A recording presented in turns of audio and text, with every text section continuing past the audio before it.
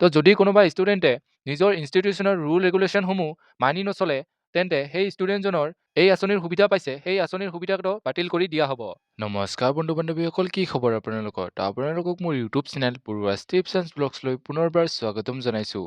তো বন্ধু বান্ধৱীসকল, আপোনালোকৰ বাবে এটা বহুতেই ভাল খবৰ যে ফাইনেলি আহি গ'ল বাবু মইনা আঁচনিৰ ফৰ্ম। তো কোনে কোনে পাব এই আঁচনিৰ সুযোগ, কিমান টকাকৈ ছাত্ৰসকলক দিয়া হ'ব, এই টকাখিনি প্ৰতিমাহে দিবনে এককালীনকৈ দিব, তো সকলো ডিটেইলছ সহকাৰে আপোনালোকক এই ভিডিঅ'টিৰ যোগেদি জনাম। তো চাই যাওক ভিডিঅ'টো লাষ্টলৈকে। তো এইখিনিতে যদিহে আপোনালোকে আমাৰ চেনেলটোলৈ প্ৰথমবাৰৰ বাবে আহিছে তেনেহ'লে চেনেলটো ছাবস্ক্ৰাইব কৰিব আৰু কাষতে থকা বেল আইকনৰ বাবে অলপ প্ৰেছ কৰিব যাতে আমি দিয়া এনেকুৱা ইনফৰমেশ্যন ৰিলেটিভ ভিডিঅ'সমূহ আপোনালোকে প্ৰথমতে পাব পাৰে। তো বলক আজি ভিডিঅ'টো আৰম্ভ কৰোঁ। তো এইখনেই হৈছে আছাম গভৰ্ণমেণ্টৰ ফালৰ পৰা অহা মুখ্যমন্ত্ৰী নিযুত বাবু আঁচনিৰ ফৰ্ম। তো এই ফৰ্মখন নিযুত মইনা আঁচনিৰ ফৰ্মখনৰ দৰেই হয়। তো এই ফৰ্মখন হ'ল আণ্ডাৰ গ্ৰেজুৱেট অৰ্থাৎ BA BSc BCom ফাৰ্ষ্ট ইয়াৰৰ ষ্টুডেণ্টখিনিৰ বাবে, অৰ্থাৎ মেইল ষ্টুডেণ্টখিনিৰ বাবে। তো এই ফৰ্মখন আপোনালোকে ক'ত পাব, কেনেকৈ পাব শেষত জনাই আছোঁ। তো আপোনালোকে লাষ্টলৈকে ভিডিঅ'টো চাই লওক। তো এতিয়া আহিছোঁ এই আঁচনিৰ সুবিধা কোনে কোনে পাব বা কেনেকৈ পাব তাৰ বাবে ইয়াতে কিছুমান গাইডলাইন দিয়া হৈছে। তো আপোনালোকে সেই গাইডলাইনখিনি ইয়াতে পঢ়ি ল'ব। যিহেতু মই ইংৰাজীখিনি অসমীয়া ট্ৰেন্সলেট কৰি কওঁতে ভিডিঅ'টো বহুত দীঘল হ'ব, গতিকে এইখিনি আপোনালোকে পঢ়ি ল'ব। তো তথাপিও আপোনালোকক চমুকৈ জনাই দিছোঁ যে তো ইয়াতে প্ৰথম লাইন আৰু দ্বিতীয় লাইনত এই আঁচনিৰ অৰ্থাৎ এই নিযুত বাবু আঁচনিৰ উদ্দেশ্য আৰু লক্ষ্যসমূহ দিয়া হৈছে। অৰ্থাৎ এই নিযুত বাবু আঁচনিখন কিহৰ বাবে অৰ্থাৎ কি উদ্দেশ্যৰ বাবে আনিছে সেইখিনি ইয়াতে দিয়া হৈছে। তো আপোনালোকে এইখিনি ভালদৰে পঢ়ি ল'ব। তো ইয়াতে তৃতীয় আৰু চতুৰ্থ লাইনটো আপোনালোকৰ বাবে মষ্ট ইম্পৰ্টেণ্ট হ'ব, কাৰণ এইখিনিতে আপোনালোকক জনাই দিছে যে কোনে কোনে এইখিনি পাব আৰু কোনে কোনে নাপাব। তো প্ৰথমতে ইয়াতে কোনে কোনে এই আঁচনিৰ সুবিধা পাব সেইখিনি আপোনালোকক জনাই দিছোঁ।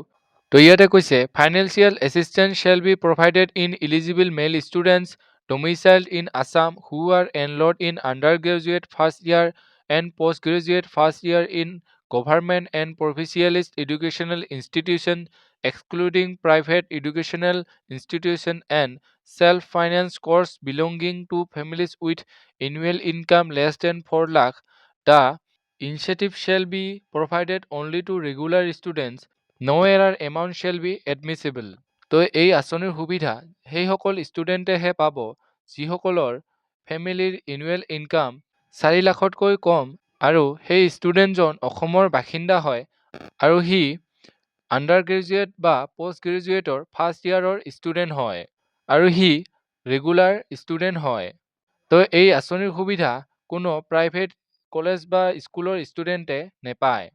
তো ইয়াতে দ্বিতীয় লাইনত দিয়া হৈছে বেনিফিচাৰিজ আণ্ডাৰ দ্য মুখ্যমন্ত্ৰী নিযুত বাবু আঁচনি shall be required to maintain discipline and comply with all rules and regulations of their respective institutions, including regular attendance, academic conduct, and respectful behavior towards faculty, staff, and fellow students.